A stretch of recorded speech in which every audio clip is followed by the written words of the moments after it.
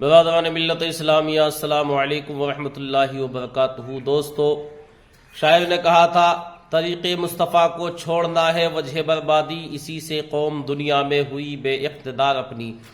دوستو، آج کے دور میں اکثر دیکھا جا رہا ہے کہ غیر مسلم مساجد کے دروازوں پہ ڈی جے اور ڈانس اور ناچ تماشے کرتے ہوئے نظر آ رہے ہیں۔ کیا اس کے ذمہ دار غیر مسلم ہی ہیں؟ نہیں، اس کے ذمہ دار ہم بھی ہیں۔ ہم اور آپ نے ہی شروعات اس کی تھی، کیونکہ نہ جانے کتنی براتیں ایسی آتی ہیں کہ جس کا ڈی جے ڈانس مسجد کے دروازے پر 10 منٹ سے کم نہیں ہوتا۔ کل ہم نے اپنے بیٹے کی، اپنے فرزند کی، اپنے شہزادوں کی براتوں میں مسجدوں کے دروازوں پہ ناچ تماشے کرائے۔ آج جب غیر مسلموں کو رب تبارک و تعالیٰ نے عذاب کی شکل میں ہم پہ مسلط کر دیا ہے، تو آج ہم شکایت کرتے ہیں، شکوہ کرتے ہیں کہ مسجد کے دروازے پہ بے حرمتی ہو رہی ہے۔ کیا یہ بے حرمتی جب نہیں ہوتی تھی؟ آج بھی معاشرے کا حال یہی ہے کہ مسجد کے دروازے پہ ڈی جے اور بارات کا باجے والی بارات جب آتی ہے تو وہ یہ نہیں سوچتے کہ مسجد کے پاس سے ہم سکون کے ساتھ سے گزر جائیں، نہیں، بلکہ مسجد کے چوراہے پہ لا کے تو کچھ دیر اور زیادہ یہ شیطانیت کی جاتی ہے۔ تو آج جو لوگ غیر مسلموں کو اس بات کا تانا دیتے ہیں اور رونا روتے ہیں، کیا آپ جب مسجد کے دروازے کے پاس سے گزرتے ہیں تو کیا آپ سوچتے ہیں کہ آپ مسجد کے پاس سے گزر رہے ہیں؟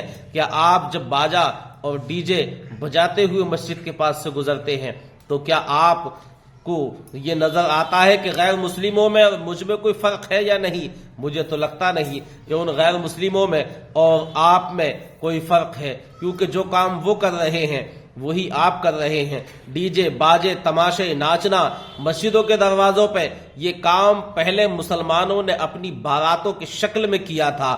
آج آتنکوادی اپنی یاتراؤں کے نام پہ کر رہے ہیں۔ دوستو، یاد رکھو، اللہ کے رسول سرور کون و مکان صلی اللہ تعالی علیہ وسلم کی تعلیم پہ عمل کرو، خدا کے گھروں کو آباد رکھو۔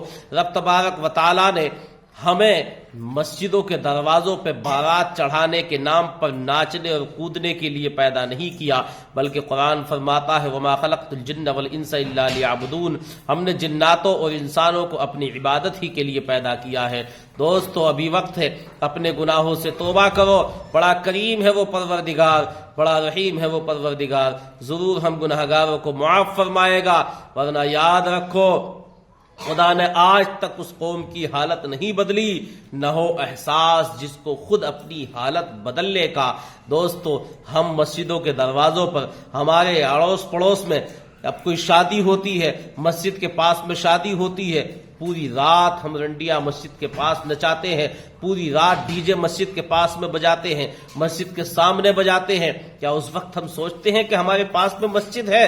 کیا اس وقت ہم اپنا مسلمان ہونا بھول جاتے ہیں اور رونا روتے ہیں کہ غیر مسلم مسجد کے دروازے پہ یہ کر رہے ہیں، ناچ رہے ہیں، کود رہے ہیں؟ میں تو یہ کہتا ہوں کہ انہیں سکھانے والے آپ ہی ہو، پہل تم نے کی ہے، آج وہ تمہارے سر پہ چڑھ کے موت رہے ہیں۔ بلکہ یوں کہہ لیجئے کہ دوستو، پہلے اسے میں نے چڑھایا سر پہ، دوستو پہلے اسے میں نے چڑھایا سر پہ، آج اس نے مجھے سولی پہ چڑھا رکھا ہے۔